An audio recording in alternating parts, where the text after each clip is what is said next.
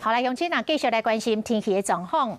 早起的天气袂歹，阳光下晡，全台湾的温度明显来下降，北部、东北部嘛开始落雨了。阴暗愈暗会愈寒，气温会降到15度，明仔载降愈低，降到13度。一直到这个礼拜六，拢差不多是这款的天气的形态。另外，今年第21号的风台尼亚图早起的8点形成了，不过离台湾还阁近远，对台湾也无影响。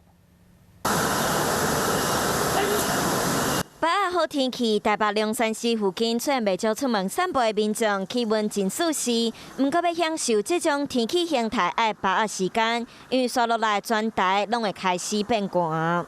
冷空气快速南下，它的意思就是东北季风很明显的增强。大陆冷气团落南，拜二下晡开始，全台变天，北部15到20度，中部16到25度，南部18到28度，东部14到26度。全台拢会落雨，愈晚愈寒。拜三继续变寒，北部低温13度，中部14度，南部东部低温16度。拜四、拜五全台低温干那12度。安尼天气形态会一直到拜六礼拜。另外，透早伫关岛西南风海面，今年第21号风台尼亚图形成，对台湾敢会造成影响。那当然要看它距离多近，它越近的话可能会加强，但目前我们看起来是往西北再往偏北的方向移动，所以我们说主要的影响还是北方的冷气团里。强调目前影响台湾上明显的，也是北方的方面和大陆冷气团，气温下降，阁会落雨，嘛要提醒大家出门要时会记得穿好袖。